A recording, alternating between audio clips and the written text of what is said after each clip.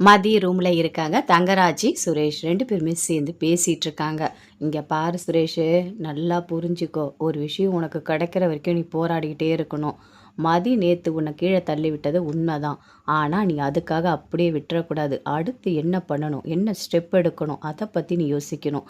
நீ என்ன பண்ணுற, இன்னைக்கு நீ போயிட்டு ஒரு மல்லிகைப்பூ வாங்கிட்டு வா. நீ போய் மதிக்கிட்ட கொடு, என்ன நடக்குதுன்னு பார்க்கலாம் அப்படின்னு தங்கராஜ் சொல்கிறாரு. மாமா ஏன் மாமா இப்படி பண்ணிகிட்ருக்க, அவள் ஏற்கனவே என்னை பிடிச்சி கீழே தள்ளி அசிங்கப்படுத்தியிருக்கா, இன்னொரு வாட்டி போய் மல்லிகைப்பூ வாங்கி கொடுக்க சொல்கிறீங்க அப்படின்னு சொல்கிறாரு. இங்கே பாரு சுரேஷே, இந்த அவமானம், அசிங்கம், ஈகோ இதெல்லாம் பொண்டாட்டிக்கிட்ட பார்க்கவே கூடாது, புரியுதா? நான் சொல்கிறத கேளு. மதியோட மனசை சரி பண்ணால் மட்டும்தான் வீட்டில் பிரச்சனையே வராது. அப்படி இல்லை, வீட்டுக்கு மதி வந்தால் மறுபடியும் அவள் ஏதாவது ஒரு பிரச்சனை பண்ணிகிட்டே இருப்பா. உங்கள் வீட்டில் நிம்மதியே இருக்காது. நான் சொல்கிறத கேளு. நீ போயிட்டு மல்லிகைப்பூ வாங்கிட்டு வா. அடுத்து என்ன நடக்கணுமோ அதை எல்லாம் ரேவதி கிட்ட சொல்லி நான் ஏற்பாடு பண்ணுறேன் அப்படின்னு சொல்கிறாரு தங்கராஜி. சரி மாமா, நீங்கள் சொல்கிறீங்க, நான் கேட்குறேன். ஆனால் இன்றைக்கும் ஏதாவது அவள் பண்ணால் எனக்கு ரொம்ப கோவம் வந்துடும் அப்படின்னு சுரேஷ் சொல்கிறாரு. அதெல்லாம் பார்த்துக்கலாம், நீ போ அப்படின்னு சொல்கிறாரு. இங்கே பாரு சுரேஷ், கண்டிப்பாக அந்த மதி கூட நீ சேர்ந்து வாழ்ந்து தான் ஆகணும். அவளுக்கு எவ்வளோ திமிரு இருந்தால் இவ்வளோ அட்டூழியம் பண்ணிகிட்ருப்பா.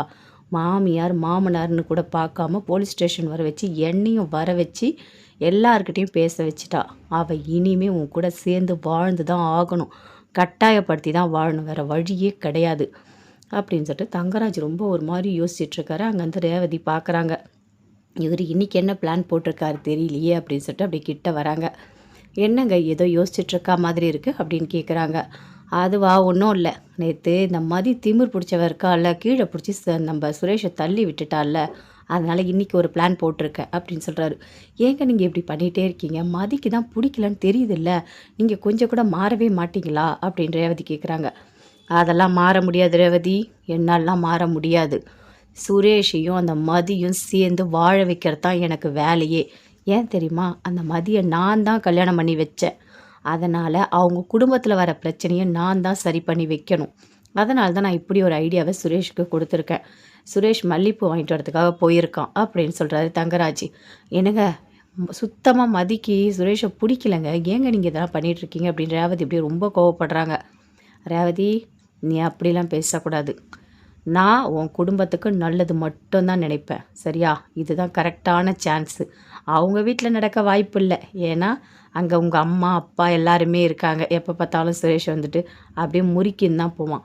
ஆனால் இங்கே அப்படி இல்லைல்ல, இங்கே கொஞ்சம் ரூம்லாம் நிறைய ஃப்ரீயாக தான் இருக்குது. அதனால் நான் சொல்கிறபடி நீ நடந்துக்கோ, நடக்கிறத பார்த்துக்கலாம் அப்படின்னு சொல்கிறாரு.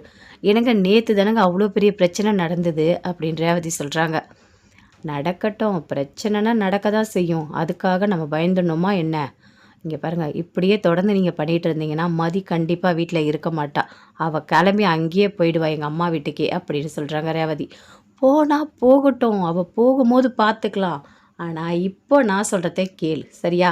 நீ போயிட்டு தேவையான அந்த டெக்கரேஷன் எல்லாம் சூப்பராக பண்ணிவிடு அப்படின்னு ரேவதி கிட்ட சொல்கிறாரு. ஐயோ கடவுளே, இந்த மனுஷங்கிட்ட ஏதாவது சொன்னால் கூட கொஞ்சம் கூட புரியவே புரியாது. இவர் என்ன நினைக்கிறாரோ அதை மட்டும்தான் செய்வார் அப்படின்னு சொல்லிட்டு போகிறாங்க. நான் போய் டெக்கரேஷன்லாம் பண்ணால் நல்லா இருக்குமா, மதிக்கு என் மேலே கோவம் தான் வரும். இவர் ஏன் இப்படி பண்ணிகிட்ருக்காரு, இவர் மனுஷன்தானா? இவரையும் கல்யாணம் பண்ணிவிட்டு நான் வாழ்ந்து என் வாழ்க்கையே வீணாக போச்சு. நல்லவர் சொல்லிட்டு கல்யாணம் பண்ணி கொடுத்தாங்க. கடைசியில் இந்த மாதிரி ஒரு ஒரு ஒரு கொடுமைக்காரன் இருக்கவே முடியாது. இவங்கிட்ட வந்து மாட்டிக்கிட்டு 2 குழந்தைய பெற்று வளர்த்து வாழ்ந்துட்டுருக்கேன். என் தலையெழுத்தேன்னு வாழ்ந்துட்டுருக்கேன். என் குடும்பத்தையும் ஒரு சும்மாவே விட மாட்டுறாரு அப்படின்னு சொல்லிட்டு ரொம்ப ஒரு மாதிரி டென்ஷனாக யோசிச்சுட்ருக்காங்க ரேவதி. மதி எப்பவும் போல் குழந்தைங்களோட சேர்ந்து விளையாடிட்டுருக்காங்க. என்ன என்ன மதி, நீ ஏதாவது சாப்பிட்றியா அப்படின்னு கேட்குறாங்க. இல்லைக்கா, எனக்கு இப்போ வேணாம், கொஞ்சம் நேரம் கழித்து நான் சாப்பிட்றேன் அப்படின்னு சொல்கிறாங்க.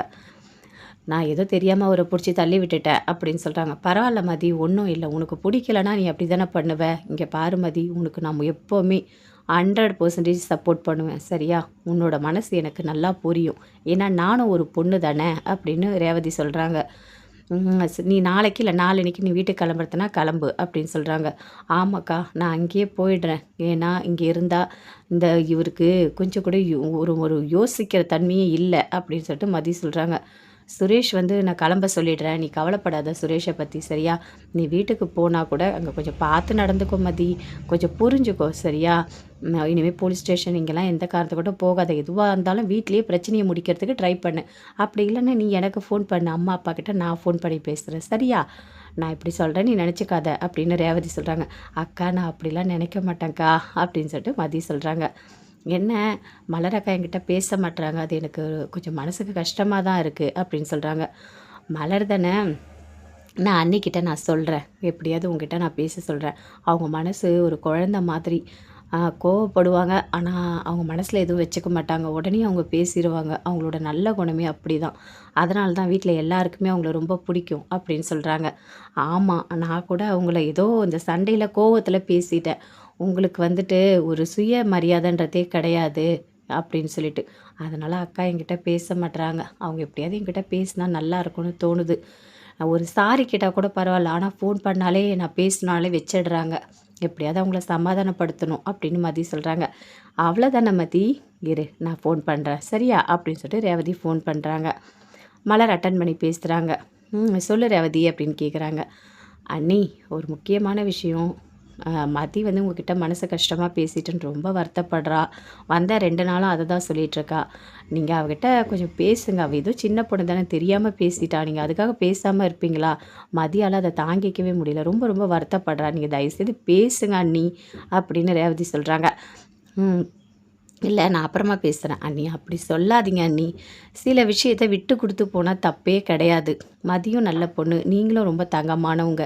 நீங்க 2 பேரும் உங்க மனசுக்குள்ள எந்த இதுவும் இருக்காது. ஆனா தயவுசெய்து பேசினா நல்லாயிருக்கும்.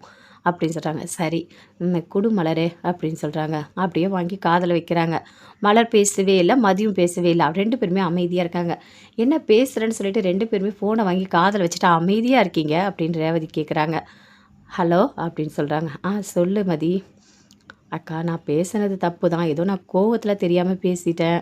நீங்க அதுக்காக என்கிட்ட பேசாம இருக்கீங்க. எனக்கு கஷ்டமா இருக்குக்கா அப்படின்னு மதி சொல்றாங்க. இல்ல மதி நான் அதெல்லாம் எதுவும் பெருசா எடுத்துக்கல அப்படின்னு மலர் சொல்றாங்க. அக்கா அங்க நடந்த பிரச்சனை உங்களுக்கு தெரியும். நான் ஏதோ கோவத்துல தான் அப்படி பேசிட்டேன் அப்படின்னு சொல்றாங்க. பரவாயில்ல மதி. அதெல்லாம் நான் எதுவும் பெருசா எடுத்துக்கல. சரியா? நான் உன்கிட்ட எப்பவும் போல தான் பேசுவேன். சரி நீ அங்க எப்படி இருக்க? நான் நல்லா தான் இருக்கேன். இங்க என்ன நடந்தது தெரியுமா? சொல்லு அப்படின்னு மலர் கேட்குறாங்க. உங்க சுரேஷ் இருக்கார்ல, அவரு என்கிட்ட வந்துட்டு அ வாழணும்னு நெனைக்கிறாரு அப்படின்னு சொல்றாங்க. ஐய்யய்யோ! அப்படிலாமா யோசிக்கிறான்? அவன் சரியான மொரட்டுத்தனமால்ல இருப்பான். உன்ன பார்த்தாலே அவனுக்கு புடிக்காதே! அவன் எப்படி இப்படிலாம் முடிவெடுக்கிறான்? அப்படின்னு சொல்லிட்டு மலர் கேட்குறாங்க. எனக்கும் தெரியல. நான் வேற கோவத்துல புடிச்சு கீழ தள்ளி விட்டேன். தலையில அடிபட்டுருச்சு. ஐயோ! ரொம்ப அடிபட்டுடுச்சா? அப்படின்னு மலர் கேட்குறாங்க. இல்லக்கா ரொம்பலாம் இல்ல. சின்னதா ஒரு காயம் தான். மதி நீ சொல்றதெல்லாம் உண்மையா? இதெல்லாம் கேட்கும்போது ஒரு மாதிரி ஆச்சரியமா இருக்கு அப்படின்னு சொல்லிட்டு மலர் கேட்குறாங்க. ஆமா எனக்கே ஆச்சரியமா தான் இருக்கு. அவர பார்த்தாலே எனக்கு பிடிக்கல. ஆனா அவர் என் கூட வந்து வாழுன்னு சொல்றாரு. இதெல்லாம் நல்லா இருக்கா? அப்படின்னு சொல்லிட்டு மதி ரொம்ப ஃபீல் பண்ணி சொல்றாங்க. சரி, சரி விடு பார்த்துக்கலாம். அதெல்லாம் நீ எதுவும் கோவப்படாத சரியா? நீ நாளைக்கு இல்ல நாளான்னைக்கு இங்க வந்துரு அப்படின்னு சொல்றாங்க. சரிக்கா அப்படின்னு சொல்லிட்டு ஃபோன கட் பண்றாங்க. எதுக்காக சுரேஷ் இப்படி நடந்துக்கிறான்? மதிய பார்த்தாலே பிடிக்காது. கூட வாழணும்னு நெனச்சிருக்கான். ஒண்ணுமே புரியலையே! அப்படின்னு சொல்லிட்டு ஒரு மாரி குழப்பமா யோசிக்கிறாங்க. சுரேஷ் வரட்டும். கண்டிப்பா இத கேட்கணும். ஏன் இப்படி நடந்துக்கிறான்? அப்படின்னு.